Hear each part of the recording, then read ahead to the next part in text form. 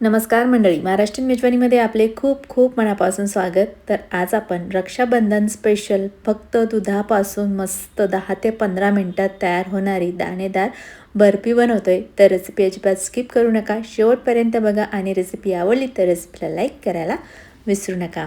तर दुधाची बर्फी बनवण्यासाठी गॅसवर मी एक कढई ठेवली आहे आणि कढईमध्ये मोजून 1 लिटर दूध घेतलं आहे. तर इथे मी म्हशीचं दूध वापरलेलं आहे. तुम्ही हवं तर इथे पॅकेटचं सुद्धा दूध वापरू शकता.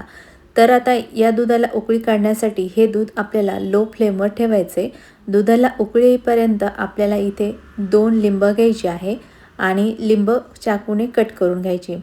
कट केल्यानंतर आता या लिंबातील आपल्याला रस काढायचा आहे. तर 1 वाटी घ्यायची आणि चाळणी घ्यायची. चाळणीमधून आपल्याला हा लिंबाचा रस अशा पद्धतीने गाळून घ्यायचा आहे आणि त्यानंतर या लिंबाच्या रसामध्ये 2 चमचे पाणी घालायचं आणि मिक्स करून घ्यायचं. तर दूध फाडण्यासाठी इथे आपलं लिंबाचं पाणी तयार झालं आहे आणि तिकडे आपल्या दुधाला सुद्धा तुम्ही बघू शकाल की उकळी आली आहे. उकळी आल्यानंतर दुधाला मिक्स करून घ्यायचं आहे. तर इथे आपल्याला अजिबात हे दूध आटवायचं नाही आहे.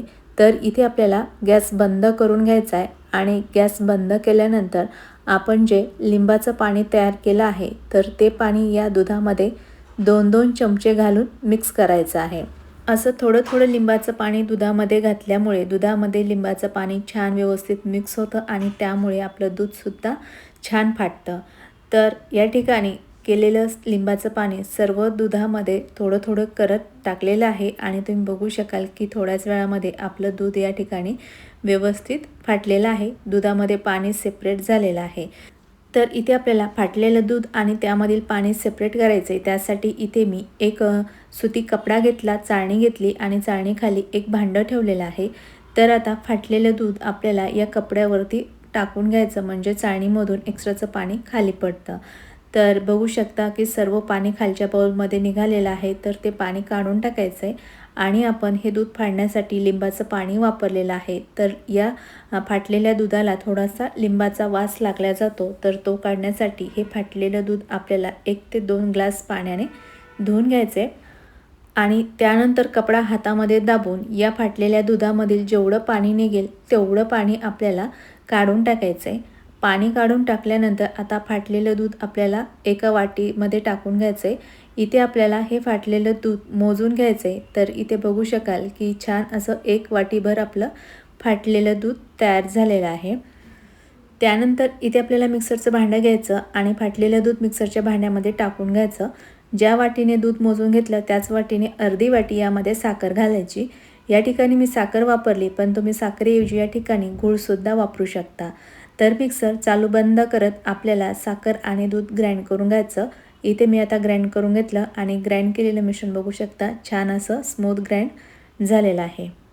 त्यानंतर गॅसवर एक नॉनस्टिक कढई ठेवायची. कढईमध्ये अर्धा चमचा तूप घालायचं. तूप वितळलं की आपण जे दूध आणि साखर ग्राइंड केलं आहे ते सर्व मिश्रण आपल्याला या कढईमध्ये काढून घ्यायचं आहे आणि इथे आपल्याला गॅसची फ्लेम लोच ठेवायची. लो फ्लेमवर आता हे मिश्रण आपल्याला तुपामध्ये 2 ते 3 मिनटं सतत असं चमच्याने हलवत परतून घ्यायचं आहे.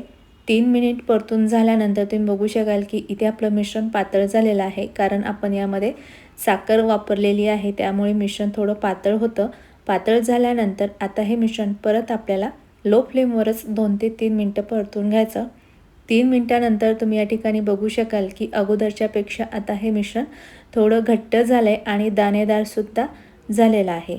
तर असं मिश्रण तयार झालं की या मिश्रणामध्ये आपल्याला मोजून फक्त 2 चमचे मिल्क पावडर घालायचे, म्हणजे परफेक्ट अशी हलवाईसारखी आपली बर्फी तयार होते. मिल्क पावडर मिश्रणामध्ये मिक्स करून घ्यायचे आणि हे मिश्रण परत लो फ्लेमवर 2 ते 3 मिनटं परतून घ्यायचं. 3 मिनिट परतून झाल्यानंतर तुम्ही बघू शकाल की मिश्रणाचा छान असा गोळा तयार व्हायला सुरुवात झाली आहे. तर असं मिश्रण तयार झालं की या मिश्रणामध्ये पाव चमचा विलायची पावडर घालायची.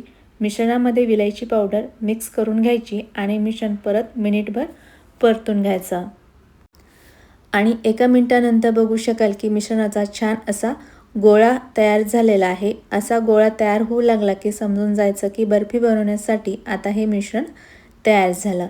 त्यानंतर बर्फी सेट करण्यासाठी इथे मी एक प्लेट घेतली आणि त्यामध्ये बटर पेपर टाकून घेतला आणि त्यामध्ये थोडेसे ड्रायफ्रूट्स टाकून घेतले. आता या प्लेटमध्ये तयार केलेले सर्व मिश्रण काढून घ्यायचे आणि त्यानंतर चमच्याच्या मदतीने या बर्फीला एकसारखा असा आकार द्यायचा आहे. या ठिकाणी बघू शकता एकदम छान असं दाणेदार आपलं दुधाचं मिश्रण तयार झालेलं आहे. तर छान असा चमच्याने एकसारखा आकार दिल्यानंतर आता ही दुधाची बर्फी आपल्याला अर्धा तास थंड करून घ्यायची आहे. तर इथे अर्धा तास झालेला आहे आणि अर्ध्या तासामध्ये तुम्ही बघू शकाल की बर्फी एकदम छान अशी सेट झालेली आहे आणि थंडसुद्धा झालेली आहे.